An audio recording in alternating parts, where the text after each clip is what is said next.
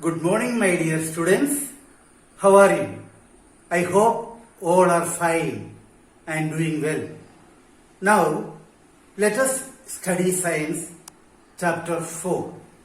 Sorting of materials into different groups. That is the chapter name.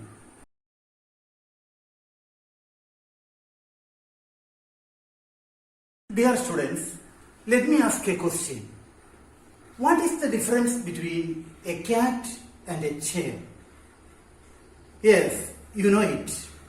Cat is a living thing and chair is a non-living thing. Here, we classified objects on the basis of some characters or properties. Now, let me ask one more question. What's the difference between a cat and a coconut tree? Both are living things. Cat is a living thing, coconut tree is also a living thing. Yes, you know it. Cat is an animal and coconut tree is a plant. You know the differences between an animal and a plant.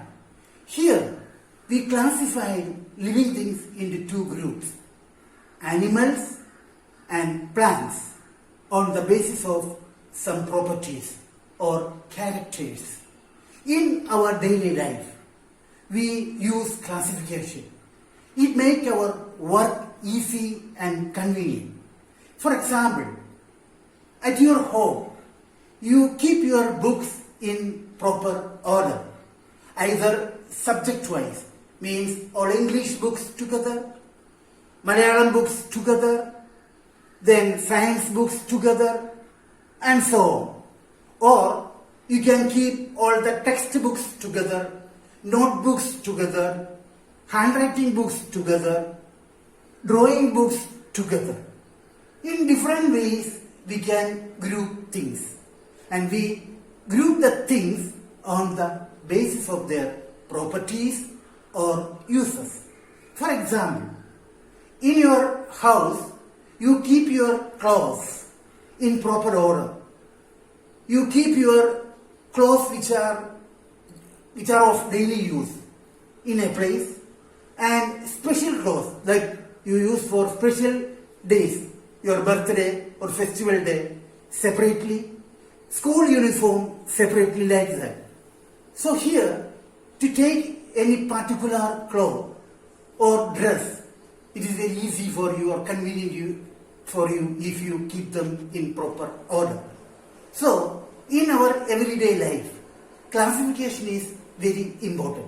In science also, classification is very important because it makes our study easy and convenient. And you know, we see different types of materials around us and we use them in our daily life for making different objects which are needed in our life. For example, wood is a material, iron is a material, steel is another material. So, using wood, we make different objects of our daily use. For example, table, chair, door, cupboard, etc. are made of wood. And steel is also used for making utensils, surgical instruments, and so on. You know, we use different materials in our daily life to make objects of our use. Here, we classify different objects of our daily use on the basis of the materials from which they are made. Here I can show you one example. Here, you see, these are different objects that we use in our daily life which are made of stainless steel. Water bottle, this tumbler, spoons, plate, knife, all these things are made of stainless steel. Now see here. Here, these things are made of glass. Glass is a material which we use for making various objects of our daily use. Plastic. You know, plastic is very commonly used nowadays because it is very convenient for us and cheap also.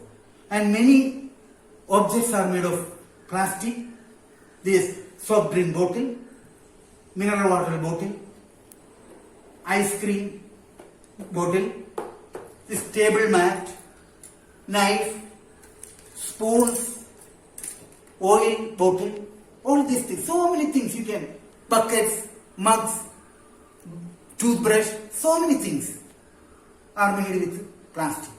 Now leather, you see, leather. Here, leather is used for making belts, bags, shoes, etc. Now we make many objects with wood also. Flower vase, this chapati roller, these spoons, etc. are made of wood.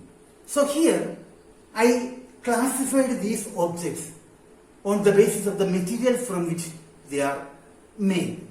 Now look at your textbook, page number 27.